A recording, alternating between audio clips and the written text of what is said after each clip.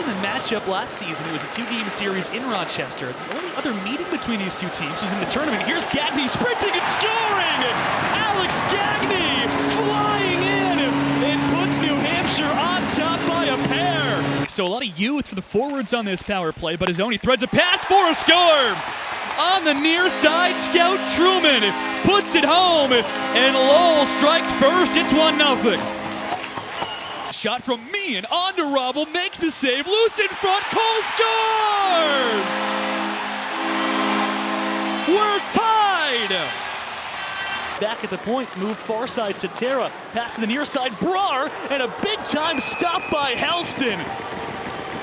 Here is Simon Isabel, the leading scorer, who gets walled off, and it brings JP Turner back the opposite way. Third line out there for New Hampshire. Cronin stops on a dime, feeds a pass far side, Lavin shoots and scores!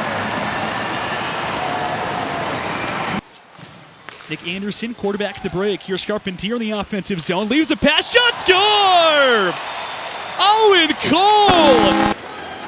Here's Hotlis, who gains the line, one-on-one to the backhand. She goes, shot, save on a pad stop by Blair. Lotting it back, good feed. Connor streaking down, shooting, scoring! Kenny Connors puts UMass right back on top. Formidable lineup. Here's Nellis, 1-on-5, driving net front, rebound chance, scored! Ashley Kokovic, the main transfer. Aiden Weiser can win the game for Assumption. Sydney Leonard coming towards her. The sophomore, she's in, she's met, and Assumption wins. Jaden Weiser stands up in regulation and overtime, then the shootout, and Assumption comes to Durham and knocks off the Wildcats in a shootout tonight. UNH number 19, minor penalty, cross-checking. That's on Brennan Fitzgerald. So a chance for RIT after a really successful penalty kill of their own to go in the man advantage for the first time tonight. When you really think about it, you know, not the start you want, as we see that hit in the corner, not the start you want giving up a goal that early, but now you've gotten a penalty kill, now you're on the power play. If things start clicking, you never know to get an equalizer here would feel like you've played a pretty good start to this game. RIT in the power play, just 15% on the campaign, and Marty Lavins quickly back the opposite way, trying to turn a shorthanded chance 2-on-1 with Convey across it goes, Convey in front, and he left it wide. Now a pass back to Lavins, never got there. Yeah, that one just hopped off Convey's stick. He was trying to go forehand, backhand, and roof it, the puck just slipped off. So here's RIT after a scare shorthanded by New Hampshire. Fukukusa in the offensive zone, near circle, centering feed, and he never got to the stick across of Catalano. Couple of chances for RIT trying to look for the equalizer. Far circle shot denied on a block by Jensen, who dropped to a knee. Allen keeps it in, Fukukusa on the near side. Allen quarterbacks his power play for RIT. Quick pass, Fukukusa, goal line feed, centering shot, and Weil has his shot blocked as well. I don't think anybody realized that Colton Heward had blocked that shot. It actually came right back to Wild in the slot. Wasn't able to really get anything clean off at that point. So the first line power play group out for RIT. This is the second line in there as Simon Isabel, their top scorer, gets crunched as he entered the offensive zone. That leads to a high arcing clear that is shot down the length of the sheet.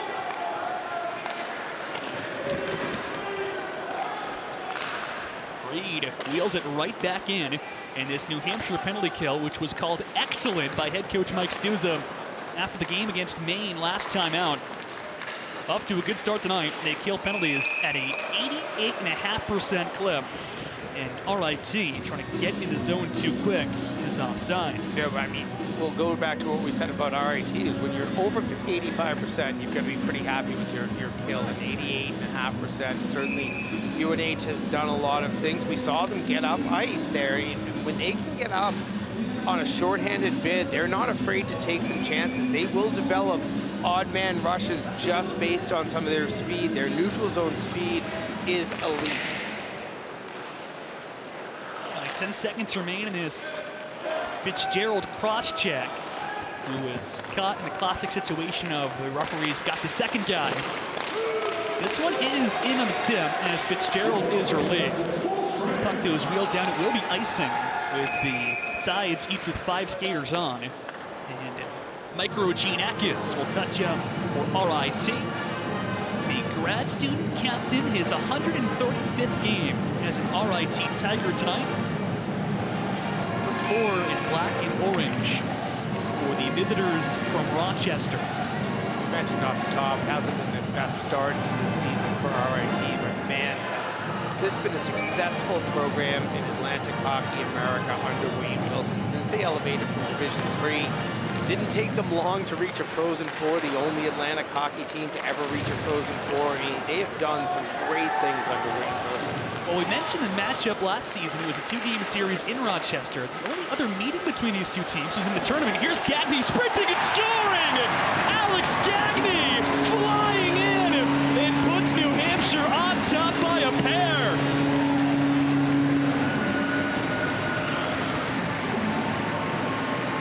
Not something you're going to see a lot from Alex Gagné, using his speed through the neutral zone, but a couple of games now he's done this and does so successfully. Gets around the defender right there, gets around Brian Williams, and then uses his speed and the shot. Like, people don't understand how good of a shot he has, especially in close. Goes top corner over the glove right there of Krvacek, and just like that, a 2-0 lead here for the host Wildcats. Well, we mentioned UNH was in search of offense. They scored 1 goal in the second game of the series against Northeastern, a game they lost in a shootout. They lost 3-1 against Maine a week ago. So 2 goals in the last 2 games. They got 2 goals in 10 minutes tonight from Lavins and Gagné, 2 physical players scoring. Here's a wraparound chance denied by Krvacek. As the Wildcats continue to buzz. Reed, top of the near circle, plays it down to the goal line. Cronin working on Microgenakis' defense. Up the wall, here's Lovett. Makes it pass back to Ladin's, already a goal tonight. Back down to the corner. Around the tournament goes. Working on Jock Loose in front, looking for a backhand try. But Cronin can never knock it down. Turner, though, keeps the play alive. Shoots off angle, and a save by Krvacek. Miller now finally gets control, and RIT's senior from Niagara-on-the-Lake, Ontario, a rock throw away from the New York and USA border, gets it down deep for RIT. Here's Conmee into the offensive zone, around 3 defenders, leaves a pass back for Devlin, which is intercepted. That's a good sign, too, for New Hampshire.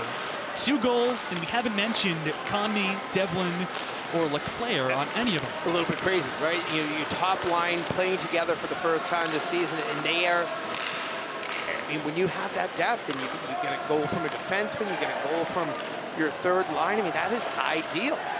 Here's Stewart with the top line out there. Pass to Devlin offline. He tries to recover and whack it free, but it's ushered towards the corner.